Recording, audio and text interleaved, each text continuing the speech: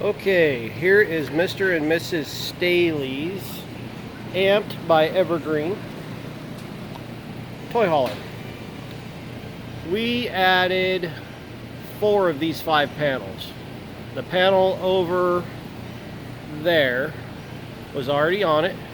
I do believe that's a Go Power 190.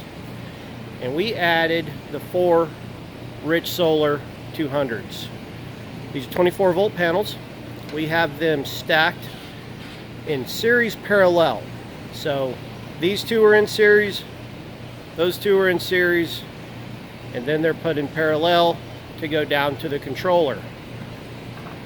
Down below in the basement, we'll go down there here in a second. There is a, oh hey, there's us. That's our old original sign from Colorado Springs. I'm at our Lake Havasu shop now. Let's go down.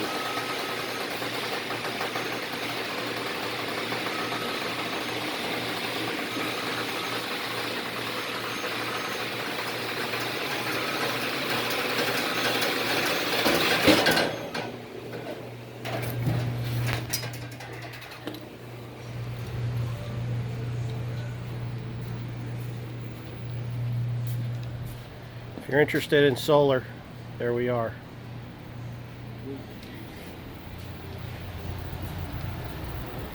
Okay, inside this compartment, this is where the magic is. So, our lines come from the ceiling, come into our Midnight Solar box. We have the lines coming in protected with a 20 amp circuit breaker, and going out from the controller is protected with a 60. There is our MPPT 100 by 50. So, maximum voltage in, 100. Maximum current available, 50 amps. Okay, the way that these panels are stacked together, they should never really pass more than maybe 90 volts on a real cold day. Right here we have our Enduro Power single 300 amp hour battery. Seems like good stuff. Their ratings are really good, better than a lot of the Chinese stuff we're finding. Maximum output drain, I want to say 200 amps. Maximum charge 200 amps, and we have it set to charge at 120 amps. That is not us in there. That's all the factory. So now we have our MultiPlus 3000 inverter.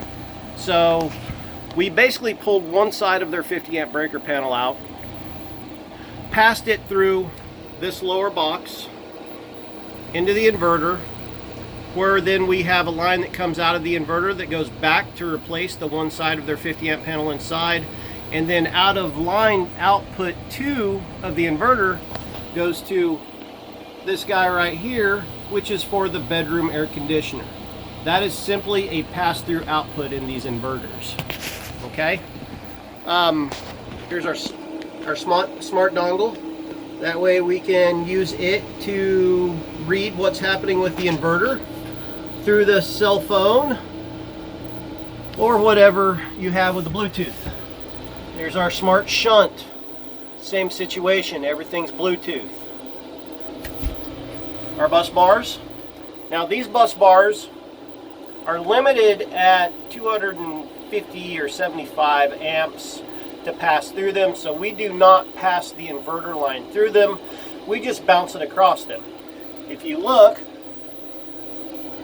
main power in, straight across the bus through our 400 amp class T fuse, type T fuse, whatever you want to call it, and then the same thing with the inverter ground. Okay, notice all of our grounding is past the shunt. It has to be in order for the shunt to properly work. So this system will power everything that they would plug something into, basically all of their non-attended appliances. We'll go inside.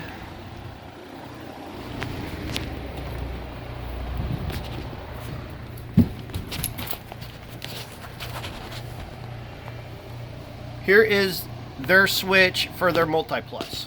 Okay, these things are kind of cool. So this right here reads your current coming in. So if you're reduced down to 15 amp service and you don't want your charger to trip that breaker, you can drop it down. You can drop it way down. You can go all the way to 0, and you can go all the way up to 50. But we advise to stop it at 30, since we're protected at 30 for that circuit. Okay, this is simply off, on, charger only. Now, if somebody is plugged into shore power using this, they typically want to have it on charger only.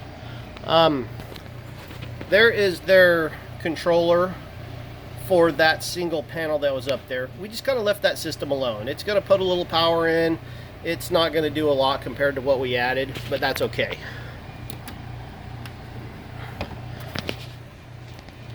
Here's their 50 amp breaker panel. So everything on the right side of this panel is now going to be passed through the inverter.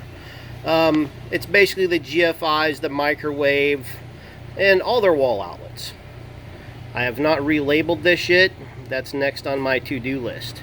The only thing over on this side at this point is one of their air conditioners, the main air. So there's a little bit about this system. If anybody's interested in putting solar on their RV, holler at us. 928-733-8850.